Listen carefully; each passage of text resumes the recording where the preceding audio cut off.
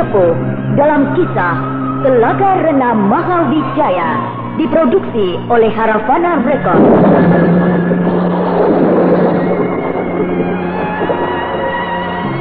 Naskah karya Niki Kosasih, hiasan musik dan sutradara Indra Mahendra.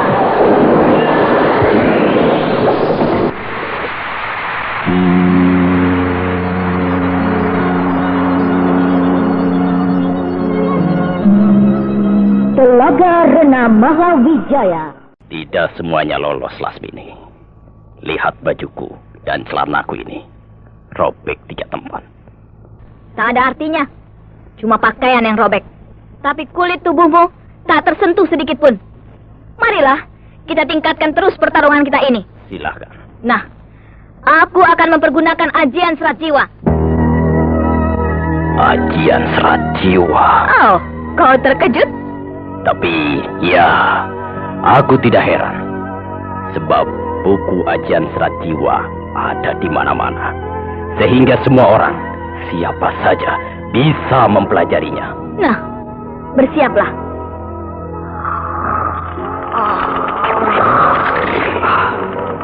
Dia benar-benar menguasai ajian serat jiwa. Aku bisa celaka. Terpaksa aku harus mempergunakan ajian Waringin Sungsang. Wah!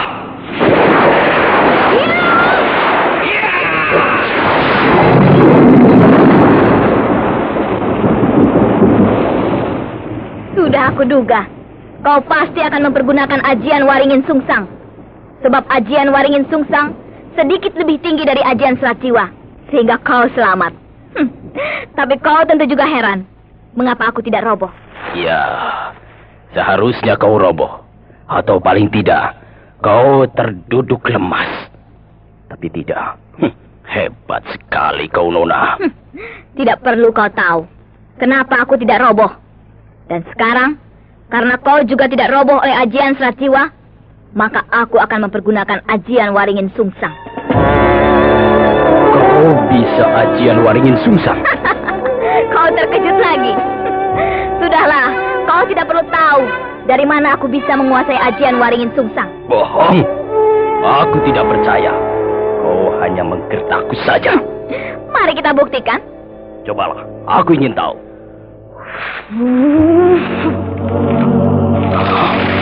Benar. Dia bisa.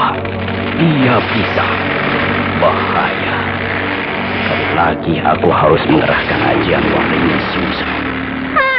Ajian Waringin Sungsang melawan ajian Waringin Sungsang. Kiat!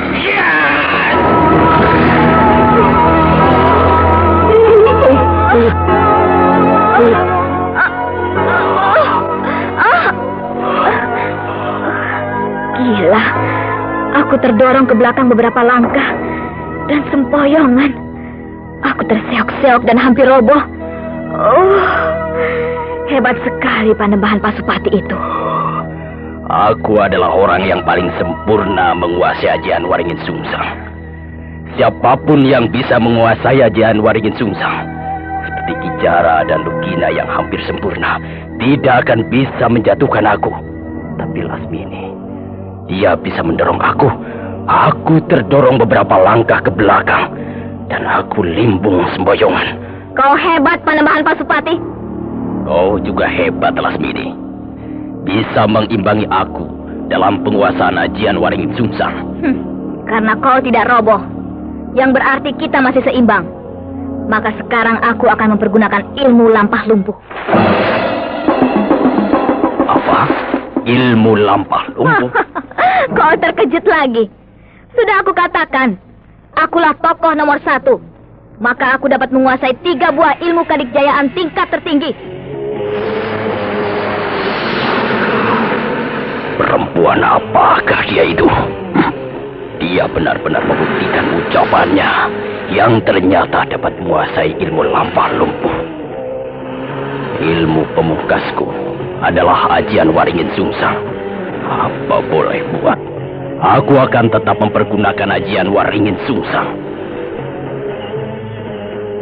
Wah!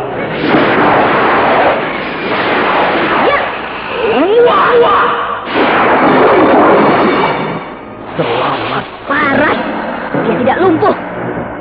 berdiri tegak dan segar bugar. Lasmini, waktu Ki Jara dikalahkan oleh Brahma, saat itu Ki Jara mempergunakan ajian Waringin Sungsang. Dan Brahma mempergunakan ilmu lampah lumpuh. Lantas Ki Jara kalah dan lumpuh. Karena Ki Jara jiwanya sedang kotor. Dia menyimpan rasa dendam dan benci kepada kerajaan Madangkara, yang dianggapnya sebagai penyebab runtuhnya kerajaan Kuntala, tanah air Ki Jara. Tapi sekarang aku sama sekali tidak punya perasaan apa-apa. Jiwaku bersih terhadapmu. Maka ilmu lampah lumpuh yang kau tempelkan kepadaku melalui kedua tanganmu yang menempel pada pundakku tidak akan membuat aku lumpuh. Baik Panembahan Pasupati. 3 buah ilmu kadikjayaan tingkat tinggi, tidak ada yang bisa menjatuhkan kau. Kau tidak bisa dikalahkan oleh ajian serat jiwa, ajian Waringin Sungsang, dan ilmu lampah lumpuh. Sekarang yang terakhir, terimalah ilmu sinar dewata. Silahkan. Ilmu sinar dewata adalah ilmuku yang terakhir. Kalau kau tetap tidak roboh, maka aku akan berlutut dan menyembahmu. Silahkan. Oh, kau tetap tenang. Tapi aku ingin tahu, apakah kau akan tetap tenang kalau mendengar isi ilmu sinar dewata adalah gabungan ajian serat jiwa, ajian Waringin Sungsang, dan ilmu lampah lumpuh? Nah, kau terkejut dan pucat. Aku tidak percaya kau bisa melebur ketiga buah ilmu kedikjayaan itu. Mari kita buktikan.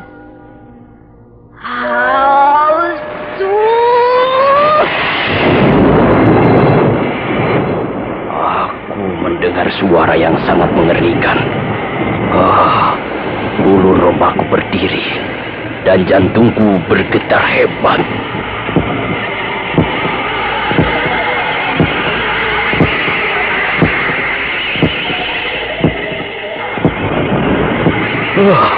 Apakah benar dia berhasil melebur ketiga ilmu kedikjayaan tingkat tertinggi itu? Bagaimanapun juga, aku harus waspada. Baik, aku akan mengerahkan ajian Waringin Sungsang, kemudian bersepedi.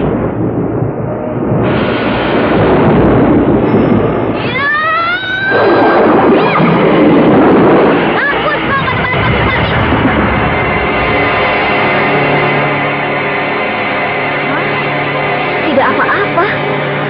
Dia masih berdiri tegak.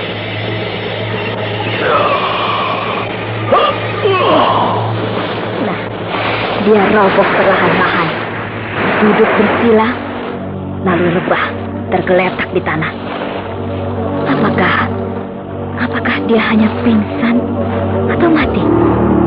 Coba aku periksa. Mati. Oh, dia mati. Tubuhnya dingin dan kaku. Denyut jantungnya sama sekali tidak berdenyut lagi. Aku berhasil mengalahkan Panembahan Pasupati yang sakti, tokoh utama rimba persilatan yang disegani. Lasmini! Laksadewa! Panembahan Pasupati terbujur kaku di tanah. Apakah... Iya, aku berhasil mengalahkannya. Hebat! Mana murid-murid padepokan itu? Semuanya sudah menyerah. Oh ya? Sesuai dengan pesanmu, bahwa murid-murid Panembahan Pasupati tidak boleh dibunuh satu orang pun. Maka aku hanya membuat mereka tidak berdaya saja. Tidak satu pun yang mati, semuanya hidup. Bagus. Panggil semuanya ke sini. Baik. Dia sudah meninggal. Jangan menangis. Kesedihan dan kedukaan cukup sebentar saja. Jangan keterusan dan berlebihan. Terimalah kenyataan, guru kalian sudah meninggal. Karena memang demikianlah hukum rimba persilatan. Setiap tokoh utama rimba persilatan yang menyandang gelar nomor 1, benteng dirinya sangat berat. Karena suatu saat harus mempertaruhkan jiwanya untuk menghadapi tokoh utama lainnya. Nah, guru kalian, Panembahan Pasupati, sudah membuktikan bahwa dia memang tokoh utama yang sakti mandraguna. Uruslah jenazahnya baik-baik. Dikuburkan sebagaimana mestinya. Aku segera pergi. Mari Laksadewa, kita kembali ke Gunung Lawu. Ya. Guru Guru. Kau nampak sedih. menyaksikan murid-murid Panembahan Pasupati menangisi jenazahnya. Bagaimanapun juga, aku seorang perempuan. Perasaan halusku sebagai perempuan tetap akan muncul bila mana menemui sebuah peristiwa yang mengharukan. Ya. Semenjak kecil, aku ditinggalkan ibuku yang meninggal karena sakit parah. Ketika aku berumur 10 tahun, aku menjerit-jerit, menangis terseduh-seduh, meratapi ayahku yang mati, dibunuh oleh gerombolan perampok. Semenjak itu, aku bersumpah untuk menjadi orang yang paling dikjaya. Keinginan itu terus menggebu-gebu sampai sekarang. Dan aku rasa akan terus begitu. Tidak akan berhenti sampai aku mati. Menyenangkan juga melihat kau berbicara tentang kesedihan. Ya, ketika aku dewasa, menjadi gadis yang mekar, aku berhasil menjadi pendekar yang memiliki kepandaian silat cukup tinggi. Aku ahli bermain pedang. Maka mulailah aku menumpas orang-orang jahat. Gerombolan perampok yang membunuh ayahku, aku tumpas sampai habis. Selanjutnya aku mengembara, menumpas kejahatan, menegakkan keadilan dan kebenaran.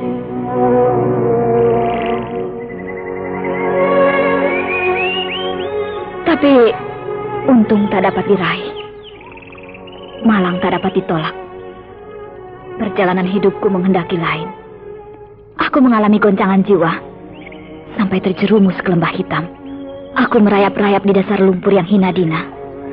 Aku meratap, aku mengumpat, aku mengutuk, sampai kemudian aku bangkit. Dendam kesumat menyala-nyala di dalam diriku. Dendam kepada siapa? Kepada kehidupan. Aku bersumpah lagi bahwa aku harus jadi orang nomor 1.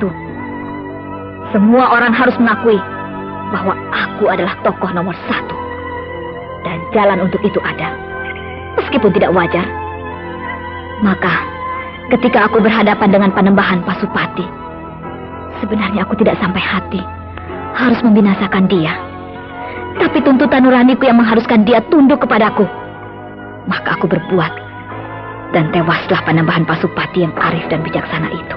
Bila demikian, seharusnya tidak kau bunuh. Cukup dibuat tidak berdaya saja, Lasmini. Aku pun sebenarnya berniat demikian. Tapi dia terlalu sakti. Oleh intisari ajian Serat Jiwa, tidak roboh. Oleh intisari ajian Waringin Sungsang, juga tidak. Oleh intisari ilmu lampah lumpuh, tetap tegar. Terpaksa aku gempur dia dengan gabungan intisari ketiganya. Ya, dia tewas.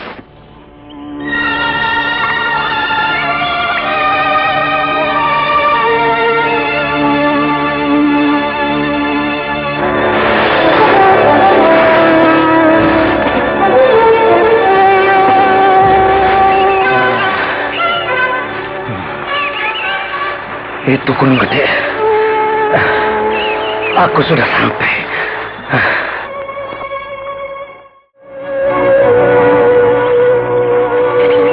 Kijara! Lugina! Lihatlah, Kijara. Apa yang aku bawa ini? Kau ini, Lugina. Tidak bosan-bosannya makan daging ikan, ha? Sejak kecil aku gemar ikan tawar. Dan di bawah sana, Sungai Cipelang menyediakan ikan yang amat banyak. Iya. Tumben. Biasanya kau sepagi ini pergi ke ladang, bercocok tanam. Tapi kenapa duduk termenung? Aku masih memikirkan impianku tadi malam. Mimpi apa kau tadi malam? Mimpi berjumpa dengan bekas guru kita, Panembahan Pasupati. Oh ya? Panembahan Pasupati berpakaian putih-putih, berjalan di atas awan, menoleh kepadaku, dan memandangku lama sekali. Lalu berbalik, dan terus berjalan sampai jauh dan menghilang. Wah, gawat. Alamat tidak baik. Kita harus segera pergi ke Gunung Sabah, menjumpai Panembahan Pasupati. Ya, sudah lama sekali kita tidak mengunjungi beliau. Ada apa? Ada orang. Mana? Merayap-rayap di bawah sana. Coba aku tengok.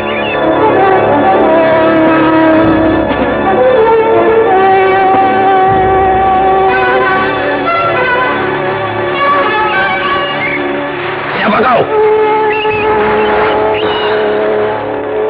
Loh, Logina, Gendat, Kijara, Gendat. Apa? Gendat? Gendat murid penembahan Pasupati? Ya, lihat. Keadaannya sangat menyedihkan begini. Gendat, Gendat. Kenapa? Ada apa dengan kau? Kenapa kau datang ke sini dalam keadaan begini? Hah? Kenapa? Kijara. Wah, pingsan. Ayo kita angkat ke pondok. Ayo.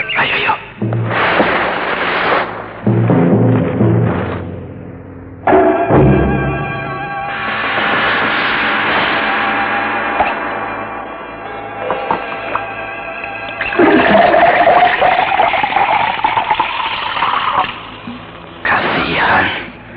Pakaiannya cumpang-camping, kotor sekali. Tubuhnya luka-luka tersayat duri-duri pepohonan. Wajahnya penuh debu. Ada apa dengan dia ini? Gendat adalah murid penembahan Pasupati yang paling muda. Tentu telah terjadi sesuatu yang sangat penting di padepokan Gunung Sabah. Makanya dia datang kemari. Sudah aku beri minum obat ramuan. Ya, sebentar lagi dia akan siuman. Ya.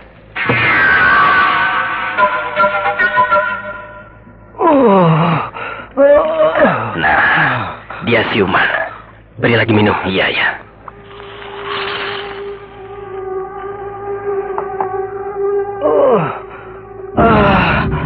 Kijara, Logina. Gendat. Kenapa kau menangis? Tenang. Kau berada di dekatku, Kijara dan Logina. Kau aman di sini. Tenang. Kijara, Logina, penembahan guru kita. Ada apa dengan penembahan Pasupati? Hah? Meninggal. Tewas dalam pertarungan melawan musuh. Dewata yang agung. Rupanya inilah arti mimpiku semalam. Ke barat. Berjebak. Siapa orangnya? Siapa orangnya yang membunuh penembahan Pasupati? Seorang perempuan. Perempuan? Namanya Lasmini. Lasmini? Iya, Lasmini. Aku baru mendengar Lasmini. Mungkin dia musuh bebuyutan penembahan Pasupati. Siapapun dia harus aku bunuh. Lasmini, kau harus menebus jiwa guruku penembahan Pasupati. Iya. Sekarang ada di mana perempuan ke barat itu? Di Gunung Lawu. Gunung Lawu? Iya. Entah apa mau ke Gunung Lawu. Tapi mungkin juga rumahnya di gunung itu. Ayo, kita berangkat ke Gunung Lawu. Binasakan perempuan lanat itu. Sebaiknya kita ke Gunung Sabah dulu. Bersemedi di kuburan penembahan Pasupati. Mohon restu. Ya, baiklah. Ayo Gendat, kita berangkat. Kau masih kuat? Bersama Kakang Kijara dan Kakang Logina, saya tidak khawatir sedikit pun menentang mara bahaya. Bagus. Dinda Harlung. Iya, Kanda. Maaf, terpaksa Kanda pergi lagi. Tapi kali ini hanya sebentar. Paling lama 3 hari. Sekedar menengok Pajajaran. Tidak enak sama Prabu Siliwangi yang sedang repot membuat bendungan raksasa. Benar, Kanda. Waktu Kanda pergi ke Borobudur, Ranggawani datang ke sini. Mungkin maksudnya akan memberi kabar, sekalian mohon petunjuk tentang pembuatan bendungan raksasa itu. Bila demikian, baiklah. Aku segera berangkat. Baik, Kanda. Ki Angga! Nah, Hulu Balang, cepat kemari. Siaga. Bagaimana? Apakah bantuan tenaga buruh pekerja dari Japura dan Ajung Kidul sudah datang? Sudah, Ki. Bahkan kerajaan Saptarema mengirimkan 1000 pekerja. Bagus. Sambut mereka dengan baik. Dan tempatkan pada lahan pekerjaan yang pantas untuk mereka kerjakan. Baik, Ki Ranggawani. Saya mohon diri segera kembali ke bendungan.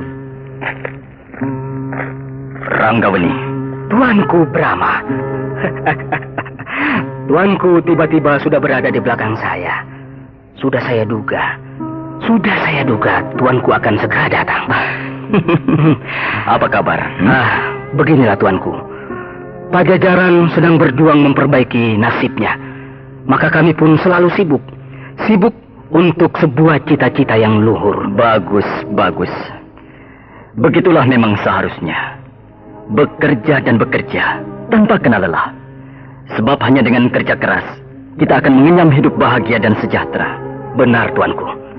Lalu bagaimana dengan hasil muhibah tuanku ke wilayah Wetan bagian tengah?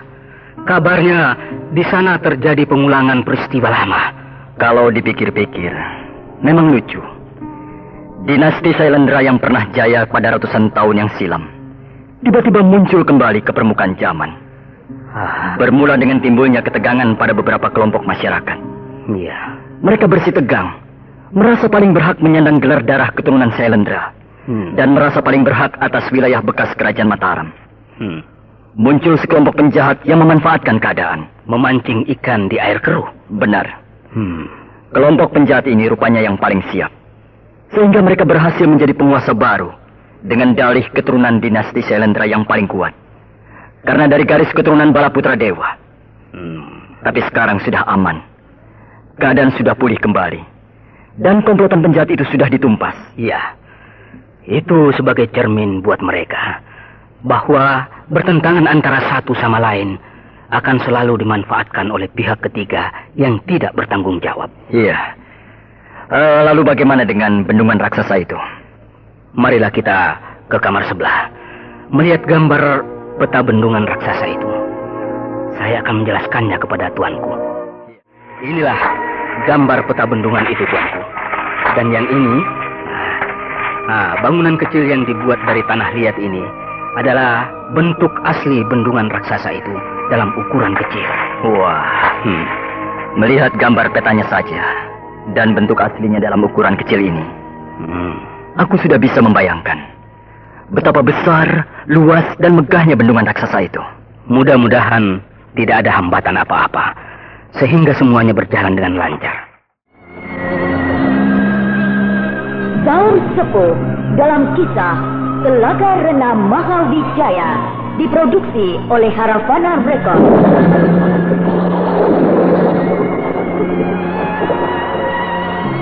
Naskah karya Niki Kosasih, hiasan musik dan sutradara Indra Mahendra.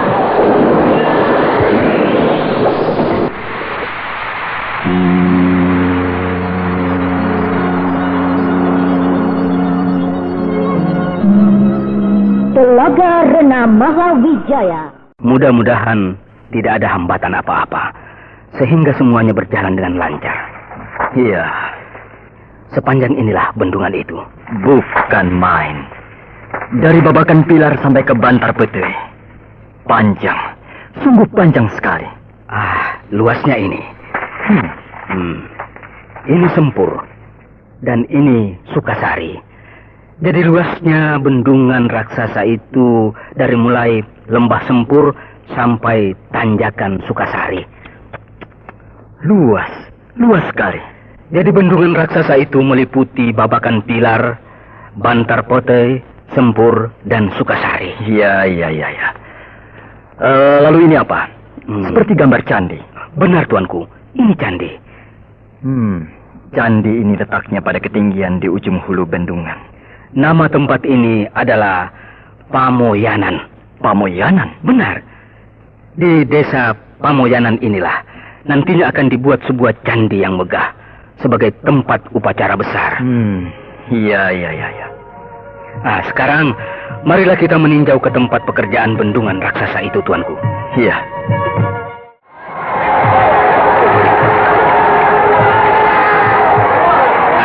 Itulah bendungan raksasa itu yang luas dan memanjang. Bukan main. Ribuan manusia bekerja mengangkat batu, mencangkul membongkar tanah. Suara ribuan linggis membongkar batu-batuan. Ribuan suara cangkul meratakan tanah. Ribuan gergaji menebang pepohonan. Puluhan mandor berteriak-teriak mengatur buruh pekerja. Suara berpuluh-puluh lesung.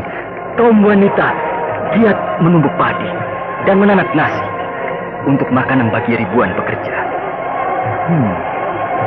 Sungguh suatu pemandangan yang menakjubkan dari sebuah pekerjaan raksasa. Mungkin tuanku sama dengan saya. Bila melihat kesibukan para buruh pekerja yang jumlahnya ribuan itu, teringat waktu tuanku membuat pekerjaan raksasa, membuat pasanggerahan keramat. Iya, benar. Tapi pembuatan bendungan raksasa ini 2 kali lipat lebih menakjubkan. Ini semua gagasan Prabu Siliwangi. Sejak lama beliau memimpikan sebuah bendungan raksasa yang bisa mengairi sawah yang luasnya selaksa tumbak. Iya. Dalam bidang pertanian, aku menyerah kalah kepada Prabu Siliwangi. Beliau memiliki pikiran yang cemerlang tentang meningkatkan penghasilan padi. Namun kami akan tetap mohon kepada tuanku untuk memberikan petunjuknya, sebab tuanku terkenal sebagai ahli pertanian. Bukan petunjuk, tapi sekedar sumbangan pikiran. Aku bersedia. Apapun namanya, sepatah dua patah kata dari sabda Raja Agung Madangkara merupakan bimbingan yang tak ternilai harganya bagi kami. Sulit rasanya mencari kelemahan dari pekerjaan raksasa ini. Prabu Siliwangi sangat gemilang, sangat sempurna dalam perencanaan dan pelaksanaan bendungan raksasa ini. Aku jadi merasa kecil melihat kemampuan Prabu Siliwangi yang tiada taranya itu. Tuanku terlalu merendahkan diri. Aku berkata sejujurnya, Ranggaweni. Aku sangat kagum, benar-benar kagum. Terima kasih, tuanku. Mudah-mudahan apa yang sedang kami perbuat ini, yang menurut kami adalah sebuah cita-cita luhur yang terdorong oleh rasa tanggung jawab, ingin membuat rakyat Pajajaran hidup bahagia dan sejahtera, mendapat restu dari Yang Maha Kuasa, Sang Maha Pencipta. Iya.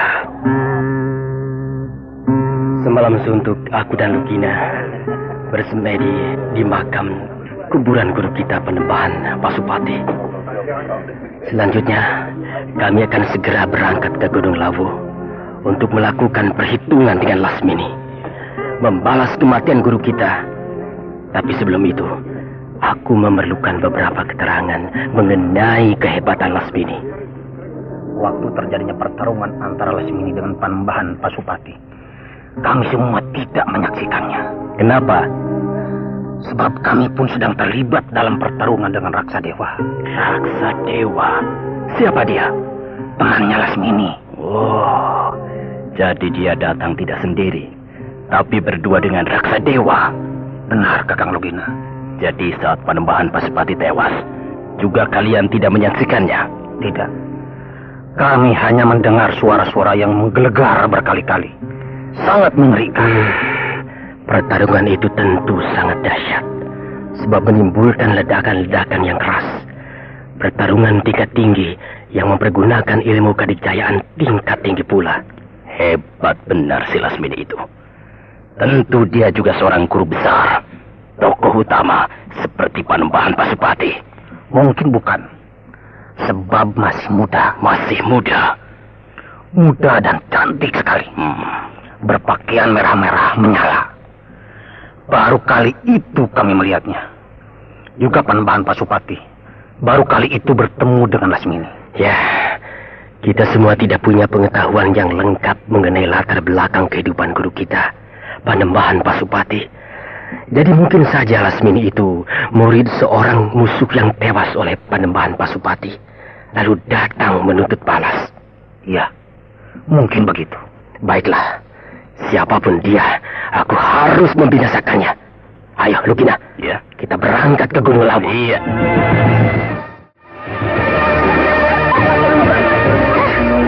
Kita ini jadinya tukang jaga kandang. Bagaimana? Guru kita Lasmini pergi-pergi terus, menikmati perlembaraan sambil berkasih-kasihan. Dan kita ini diam terus di sini, tidak boleh kemana-mana. Alah, jangan suka iri hati. Sebab nanti juga kalau kita sudah setingkat dengan guru Lasmini, tentu kita pun bebas bertualang, mengembara sesuka hati. Iya, tapi ya masih lama. Ada orang. Wow, 2 laki-laki berjalan menuju ke sini.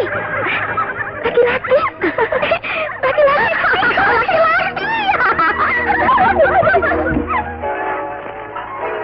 Bicara gawat.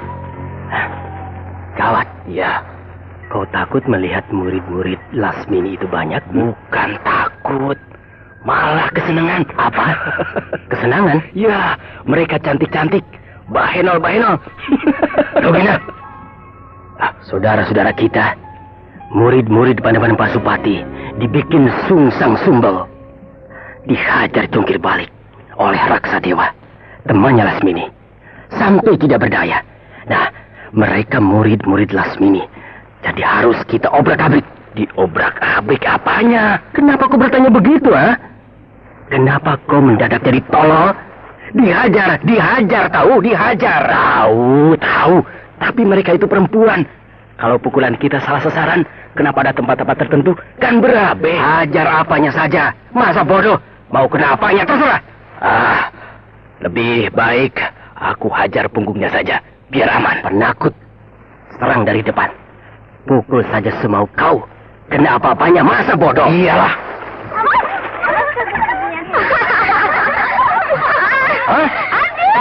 Galak amat. Jangan. Lu masa lewatnya.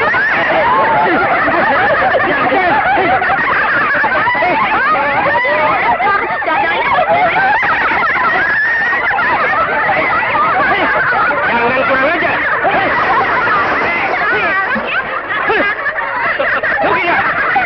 Bahaya. Lompat.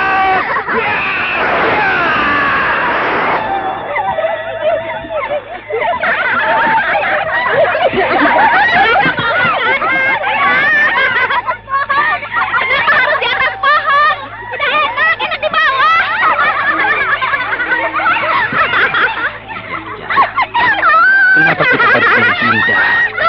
Tidak bahaya kok. Enak malah. Bercanda dengan mereka. Cubit-cubitan, senggol-senggolan, colek-colekan. Asik. Diam kau, Lugina. Kita kesini untuk bertempur, bukan untuk gila-gilaan. Yang akan kita bunuh gurunya. Murid-muridnya kan tidak bersalah. Tidak. Murid-muridnya juga harus dihajar. Hei, mana guru kalian? Si Lasmini. Kenapa menanyakan guru kami? Biar cantik, tapi sudah tua. Sudahlah, kenapa pura-pura tidak mau? Ayo turun dan pesta rame-rame. Dengar, guru kalian telah membunuh guru kami. Membunuh guru kau? Guru kami, Panembahan Pasupati, dibunuh oleh guru kalian, Lasmini. Dia telah membuat bibit permusuhan dengan kami. Jadi kalian semuanya musuh kami. Kemana Lasmini? Suruh dia keluar. Tidak ada, belum datang. Baik. Sambil menunggu guru kalian datang, kalian akan aku hajar.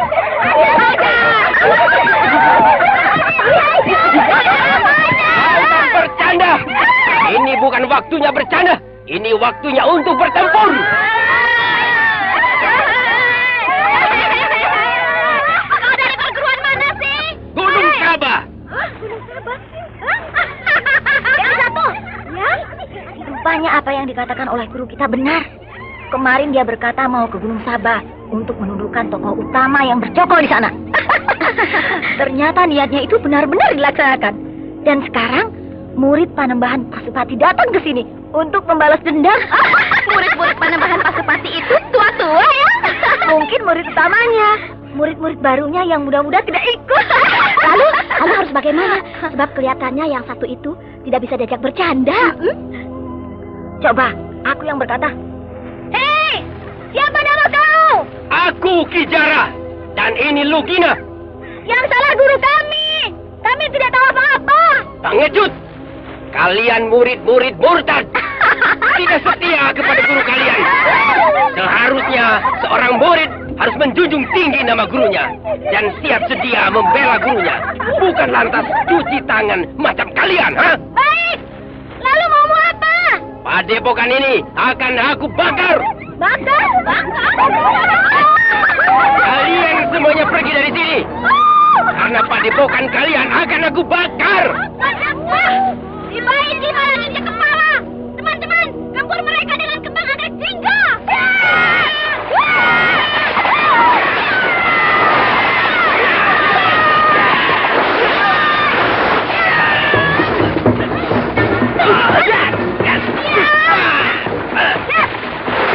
Hebat benar mereka. Menghindari gempuran bunga anggrek yang bertubi-tubi menyerang dengan cara berlompat dari dahan ke dahan sambil sekaligus menangkap bunga-bunga anggrek.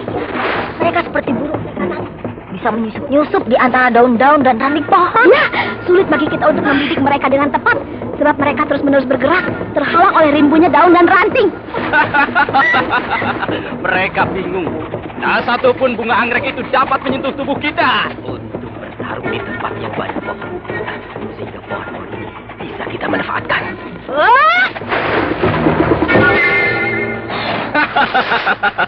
Bagaimana anak-anak manis? Tidak bosan merangkai bunga anggrek? Kalian hebat! Bisa memanfaatkan pohon sebagai tebeng pelindung. Tapi jangan harap kalian bisa lolos dari jurus kembang 1000. Mau jurus kembang 1000, kembang 100, kembang-kembangan, silakan. Teman-teman, gempur mereka dengan jurus kembang 1000.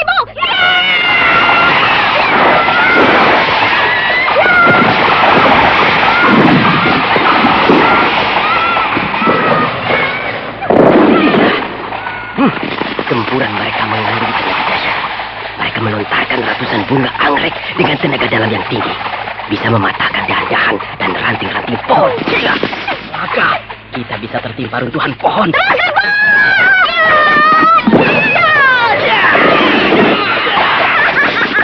Mereka jadi piring-piring. Masih monyet-monyet yang kehilangan tempat bergaya.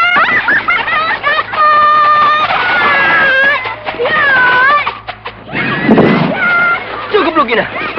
Lama-lama kita bisa konyol tertimpar pohon. Iya. Sekarang kita menyerang mereka. Iya. Pohon menyerang kita.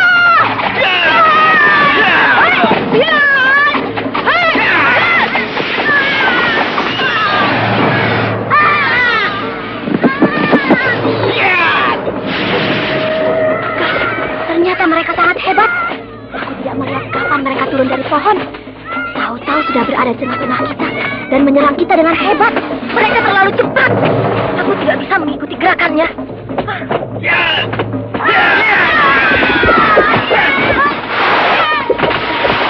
Kita habis.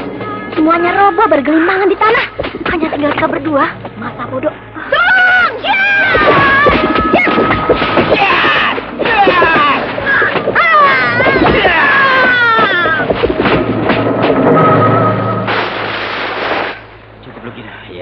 Mereka sudah kalah total. Jangan dibunuh.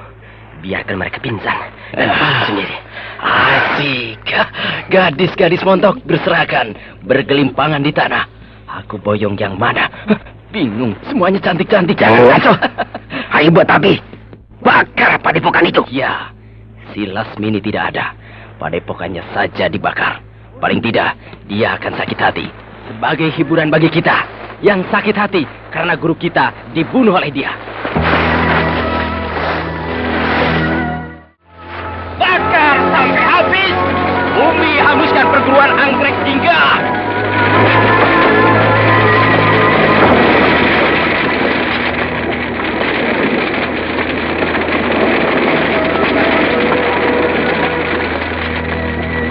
Cukup.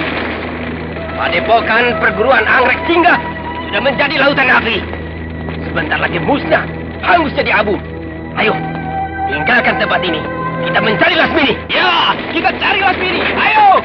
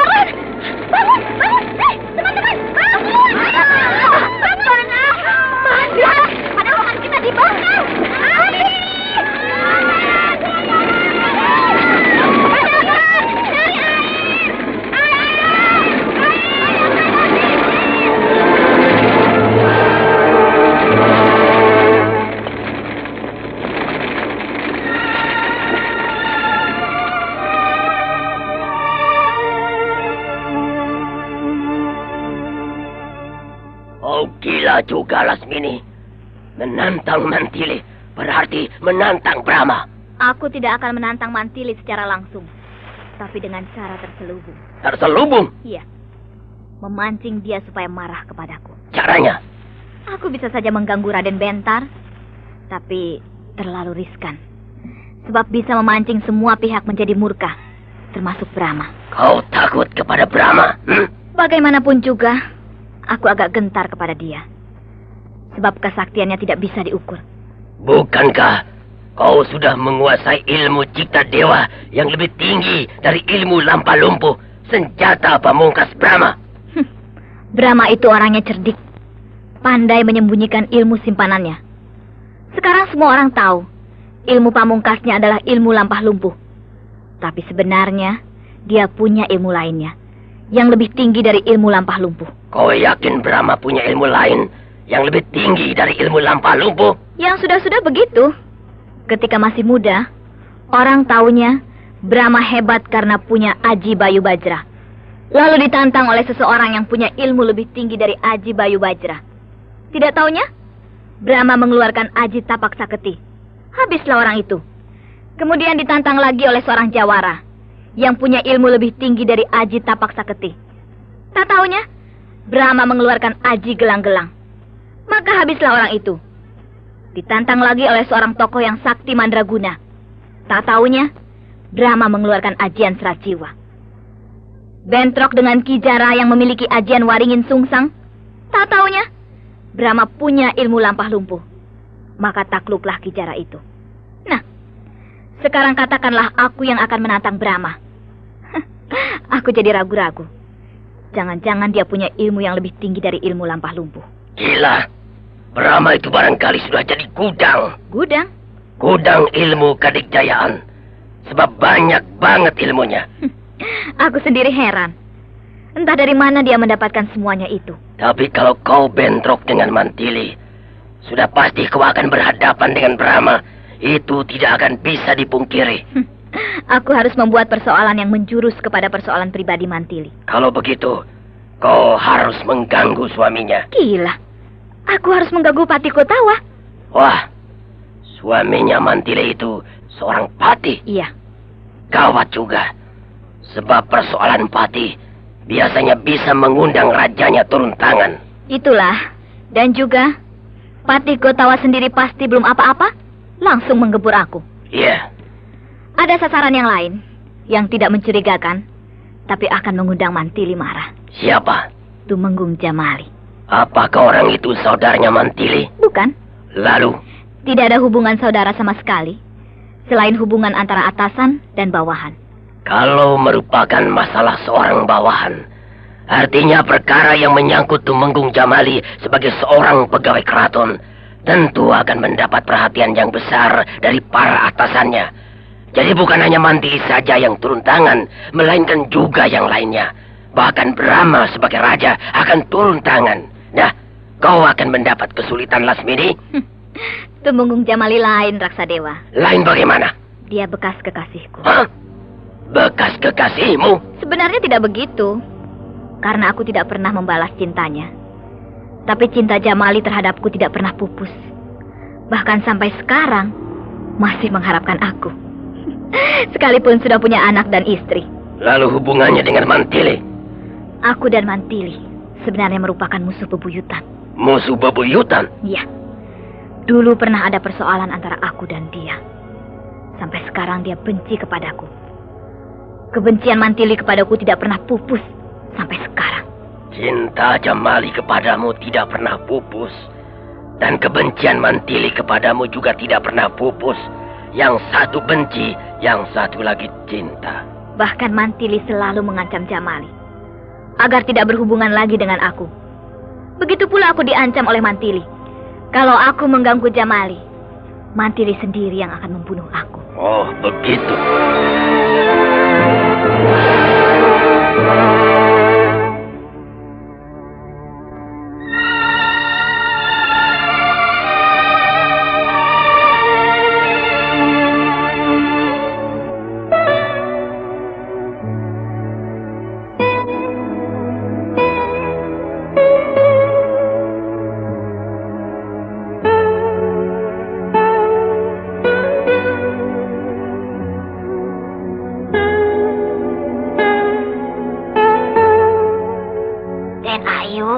Minuman untuk Gusti Tumenggung sudah siap. Iya, letakkan di situ saja. Biar nanti aku yang mengantarkannya pada suamiku di depan. Daulat Den Ayu. Daulat Den Ayu Tumenggung. Ada apa, Punawal? Ada seorang tamu mohon menghadap. Tamu? Daulat Den Ayu. Apakah seorang pejabat dari keraton? Bukan Den Ayu. Hamba baru kali ini melihatnya. Dia seorang wanita. Seorang wanita? Benar Den Ayu. Baik, suruh masuk. Di serambi belakang ya. Daulat Den Ayu.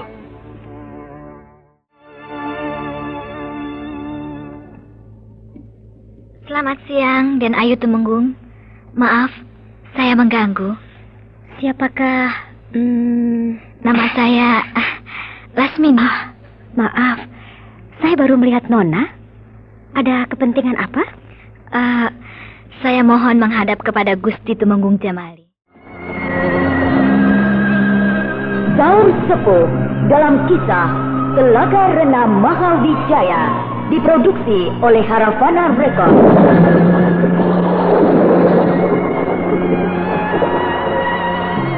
Naskah karya Niki Kostasih, hiasan musik dan sutradara Indra Mahendra.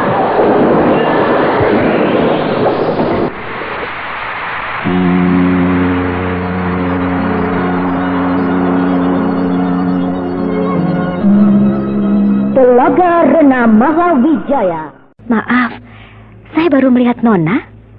Ada kepentingan apa? Saya mohon menghadap kepada Gusti Tumenggung Jamali. Sebelumnya, sudah kenal dengan suami saya? Kami sama-sama orang Pajajaran. Iya, benar. Suami saya asalnya dari Pajajaran. Dan kami teman lama. Baik-baik. Harap menunggu ya. Terima kasih. Kau Lasmini?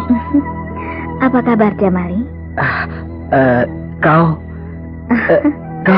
Sudah aku duga kau pasti akan terkejut melihat aku muncul dan menemui kau.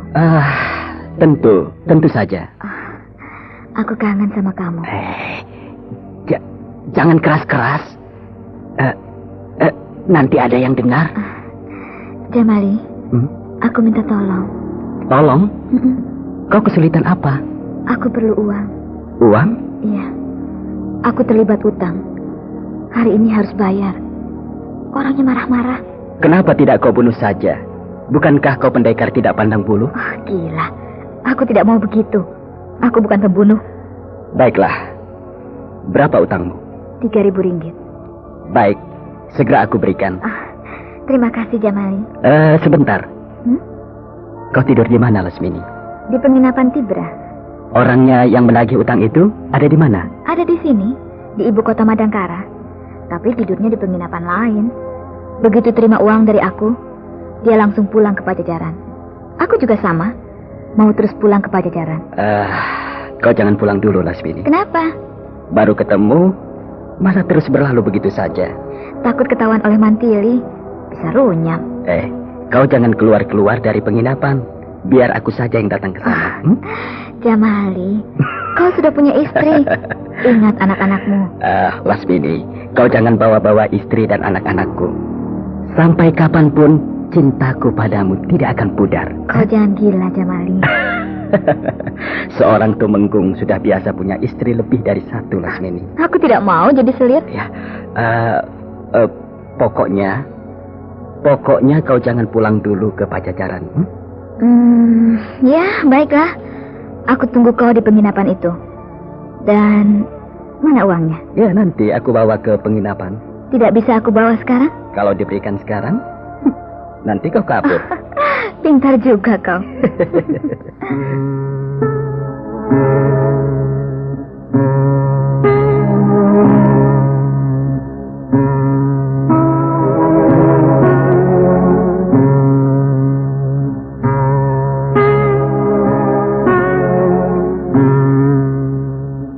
Kenapa pintu kamar itu tidak ditutup saja, Lasmini? Dibiarkan terbuka, menganga begitu. Supaya Jamali tidak cemburu. Apakah dia seorang yang pencemburu? Kalau pintu itu ditutup dan melihat kita berduaan di dalam kamar ini, pasti dia tidak senang karena cemburu. Bisa-bisa balik lagi sambil ngomel. Oh, begitu.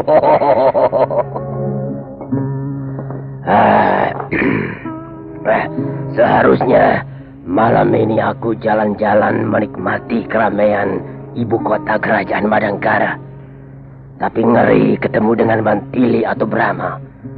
Tentu mereka akan kaget setengah mati melihat aku yang bentrok dengan mereka di daerah Mamrati tiba-tiba muncul di sini. Jangan-jangan dikira mau bikin onar, maka langsung aku diringkus dan kacaulah rencana kita. Sudahlah, diam saja di sini. Ya. Rampes. Tumenggung Jamali. Silakan masuk. Maaf. Inilah Den Raksa yang saya ceritakan itu. Oh. Raksa. Jamali. Lasmini, ini uangnya. Oh, terima kasih. Nah, Den Raksa, terimalah. Dan utang saya lunas, bukan? Ya, saya mohon diri. Silahkan, Den Raksa. Saya mohon diri, Kanjeng Tumenggung. Ya.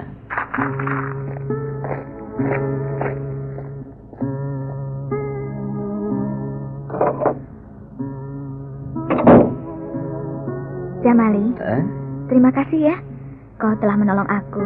Sudah, lupakanlah itu. 1 bulan lagi akan aku kembalikan uangmu itu. Tidak usah jadi beban, Lasmini. Kapan saja terserah kau. Tidak dikembalikan juga tidak apa. Oh ya? Demi kau, aku rela. Kau baik sekali, Jamali. Inilah yang aku tunggu-tunggu. Alangkah lamanya aku menunggu. Maksudmu? Selama bertahun-tahun aku mengenalmu. Belum pernah sekalipun kau berbicara padaku dengan nada yang lembut. Selalu bersikap keras dengan kata-kata yang ketas. Dan barusan, ternyata kau bisa lembut. Mendengar kau bicara lembut saja, aduh, aku bahagia, Lasmini. Lasmini? Jamali? Tidak, jangan. Lasmini, terlalu lama aku menantikan saat-saat seperti ini. Setengah mati aku berusaha untuk melupakanmu. Tapi tidak bisa. Setiap saat selalu muncul bayanganmu. Ya, akhirnya aku tidak bisa memungkiri hatiku bahwa aku terlalu cinta padamu. Lasmini?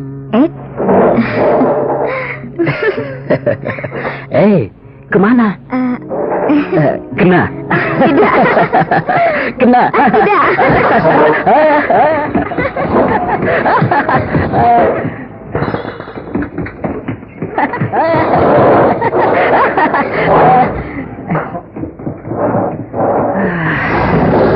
Aduh, Lasmini jangan berlari-lari Jadinya seperti anak kecil kejar-kejaran. Kalau kau tidak mau mengejar aku, ya sudah, aku akan pergi keluar. Mau jalan-jalan ke kota? Jangan. Mengenalmu. Jadi, mumpung masih gelap, pulanglah. Ya, baiklah. Tapi kau jangan pulang dulu ke Pajajaran ya. Besok aku akan kesini lagi. Iya. Janji? Janji.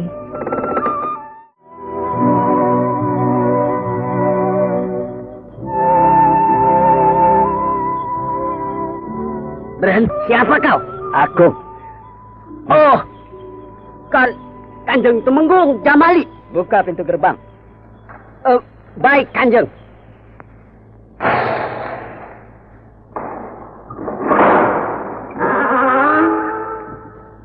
Habis meronda, Kanjeng? Pagi-pagi buta baru pulang? Dari Pak Kimong, main dadu. Oh, silakan, Kanjeng. Pintu gerbang sudah saya buka. Ya.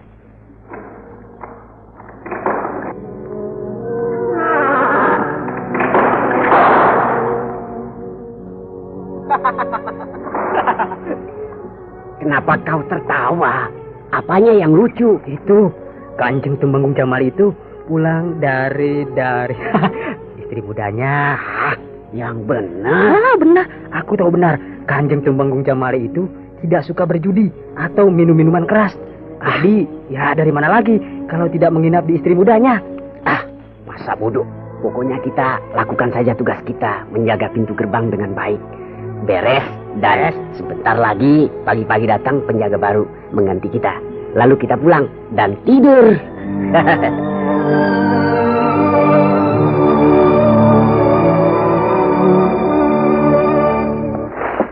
Pondokan yang terbakar itu, biarkan saja begitu. Biar guru kita, Bunda Lasmini, melihatnya sendiri. Jadi tidak usah dibersihkan. Dibiarkan saja puing-puing hitam dan hangus seperti itu. Iya, dibersihkan. Tapi tidak usah disirnakan, biar nampak bekas-bekasnya. Kalau begitu, kita harus membuat pondokan yang baru di tempat lain. Ya, di sebelah sana itu, tanahnya datar. Di situ saja kita buat pondokan yang baru. Ya. Aku ngeri. Ngeri kenapa? Bunda Lasmini pasti akan mengamuk melihat padepokan kita ini dibunuh hanguskan oleh Ki Jara dan Lugina. Ah, biar saja. Paling juga dia akan mengejar Ki Jara dan Lugina. Tapi kita juga pasti akan kena marah. Tidak bisa meringkus Ki Jara dan Lugina. Katakan saja, mereka terlalu sakti. Kita kalah, beres. Hei, teman-teman. Tidak usah diatur-atur. Lakukan saja semuanya bersama-sama. Pertama-tama, kita bersama-sama mencari bambu. Lalu bersama-sama memotong-motong bambu. Kemudian bersama-sama pula membangun pondokan. Jadi akan cepat selesai. Setuju? Setuju.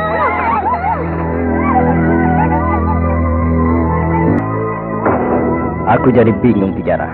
Kemana kita harus mencari Lasmini? Pertama-tama, kita harus ke Pajajaran. Sebab Lasmini orang Pajajaran. Jadi mungkin dia ada di sana. Pajajaran yang mana? Yang di Kawali atau di Tegal Pakujajar? Dua-duanya. Kalau tidak ada, kita harus mendatangi tempat tinggal tokoh-tokoh utama rimba persilatan. Ya. Sebab menurut keterangan si Kendat, adik seperguruan kita, Lasmini minta dirinya diakui sebagai tokoh nomor 1 di dunia persilatan. Jadi pasti akan mendatangi tokoh-tokoh utama untuk ditundukkan satu persatu. Ya. Sombong benar si Lasmini itu. Jangan-jangan nantinya dia berani pula menantang Brahma. Kalau dia berani menantang Brahma, sama saja dengan bunuh diri. Mudah-mudahan sebelum dihancurkan oleh Brahma, bertemu dulu dengan kita, supaya kita bisa membalas kematian guru kita, Panembahan Pasupati. Ya.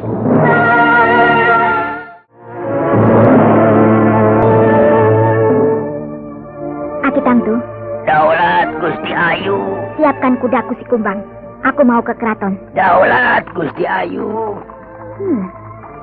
Siapa itu yang datang? Itu kereta Tumenggung Jamali. Mau apa dia? Pagi-pagi begini datang padaku.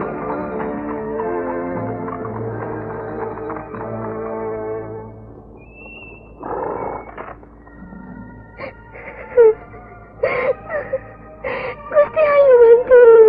Loh, Ayu Rati Dami. Gusti Ayu. Gusti Ayu. Ayu Rati Dami, ada apa? Pagi-pagi mendatangi aku sambil menangis terseduh-seduh. Mari, kita bicara di dalam. Ayo, masuklah.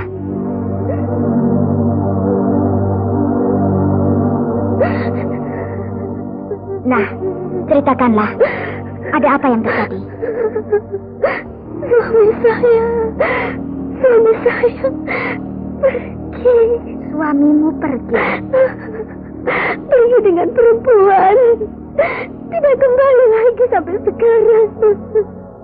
Sudah 3 hari. Suamimu Tumenggung Jamali pergi dengan perempuan? Sudah 3 hari. Apa-apaan ini? Siapa perempuan itu? Kekasihnya. Sejak kapan Jamali belajar kira punya kekasih? Kau tahu orangnya? Tahu. Pernah datang ke rumah. Hah? Pernah datang ke rumahmu? Betapa beraninya perempuan itu. Siapa namanya? Lasmini. Apa?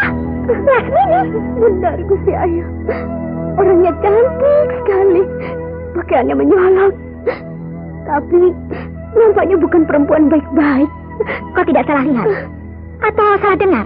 Tidak, Gusti Ayu. Sebab dia sendiri menyebutkan namanya. Berdebah. Lasmini muncul lagi. Apa sebenarnya yang dia mau? Dulu mengganggu Raden Pentar. Sekarang merusak rumah tangga orang. Waktu dia datang ke rumah, perasaan saya sudah tidak enak. Mana saja Semenjak itu, Gusti, Kakang Jamali jarang di rumah. Siang malam pergi melulu. Saya mengupah pelayan saya untuk menelitinya. Ternyata Kakang Jamali mengunjungi Lasmini di penginapan Tibra. Di penginapan Tibra? Benar, Gusti Ayu. Malah pernah dia tidak pulang. Lalu saya tegur, dia malah marah. Lantas pergi dan tidak pulang-pulang sampai sekarang. Lasmini, kali ini aku tidak akan memberi ampun padamu. Ayo Rati Dami, sekarang pulanglah. Jangan nangis terus. Suamimu tidak akan kembali dengan air mata. Serahkan padaku. Daulat, Gusti Ayu. Berdebah. Kamar ini kosong. Si Lasmini sudah kabur. Aku di sini, Mandiri. Dia di atas genteng. Lasmini, apa kabar, Mantili? Kali ini aku tidak akan memberi ampun pada kau. Aku pun tidak akan menolak lagi untuk meladeni kau seperti yang sudah-sudah. Maju kau, Lasmini. Heran. Yang aku ambil suami orang, kau yang marah. Kau perusak rumah tangga orang. Biang kerusuhan, sumber malapetaka. Persoalan cinta adalah tersendiri. Gembel pengemis pun berhak jatuh cinta. Apalagi aku dan Jamali. Kau bukan jatuh cinta, tapi bermaksud bikin onar. Kau selalu curiga padaku. Sejak dulu, istrinya Jamali datang padaku dan menyerahkan semua persoalannya padaku. Sudah jelas suaminya mencintai perempuan lain. Masih dicari-cari. Jangan banyak mulut.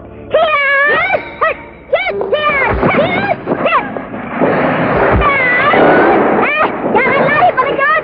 Kejar aku, Mantili.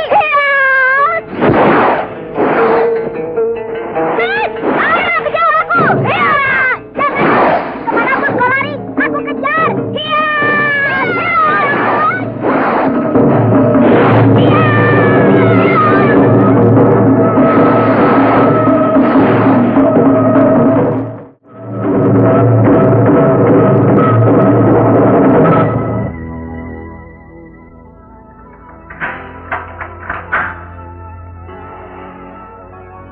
Bentar. Ibunda, Hai, Bentar. Kau mau kemana, nak? mau ke keraton, Ibunda. Bentar. Kenapa kau sampai hati membohongi Ibunda? Kau mau mencari Lasmini, bukan? Iya, Ibunda. Ibunda, maafkan saya. Saya tidak bisa melupakan Lasmini. Anakku, kenapa kau harus mencari Lasmini? Tidak adakah gadis lain yang dapat merebut hatimu, nak? Ibunda, lupakanlah segala perkara yang amat menjurus seperti itu. Ingatlah, Ibunda. Saat ini, Bibi Mantili sedang mengejar-ngejar Lasmini. Saya tidak mau terjadi musibah di antara mereka. Saya akan melerai mereka. Dengan melerai pertikaian antara Mantili dan Lasmini, dalam pandangan Mantili, kau membela Lasmini. Saya akan menjelaskannya pada Bibi Mantili. Bentar, perbuatan Lasmini itu tidak baik, nak. Bahkan tidak terpuji. Merebut suami orang, apakah baik bagi seorang perempuan? Saya menangkap ada sesuatu yang tidak wajar dalam perkara ini. Kau berdalih, Bentar, karena kau ingin melindungi Lasmini. Tidak, Ibunda. Yang salah tetap harus dihukum. Dan Lasmini patut dihukum.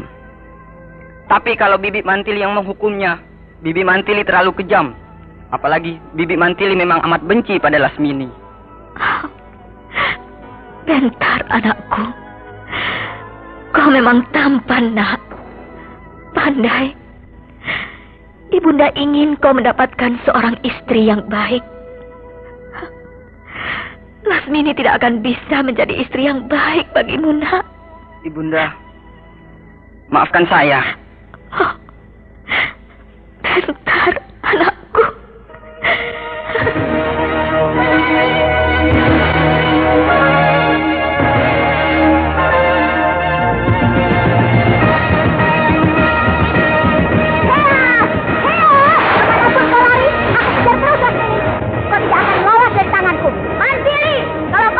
Kejar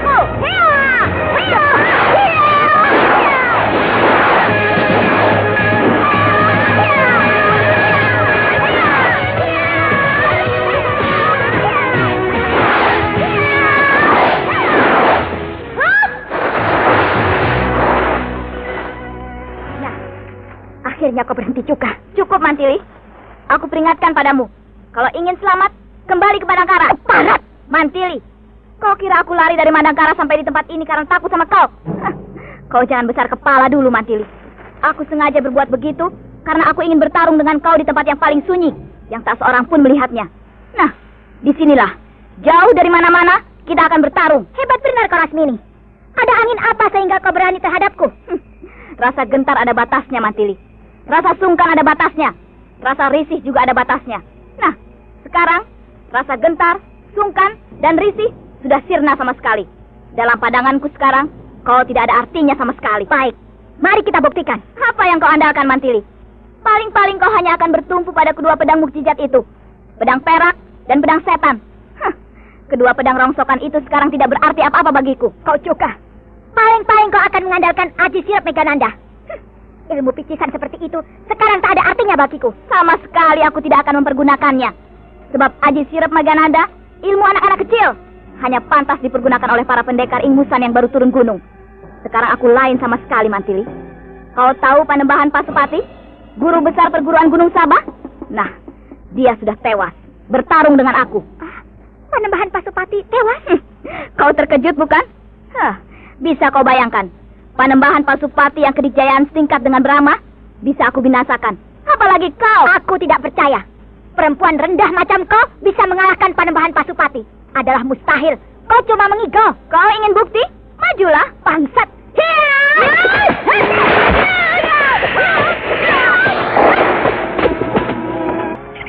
Kanjeng Tumenggung Jamali. Kau? Ya. Bukankah kau? Ya. Kita pernah bertemu di ibu kota Madangkara.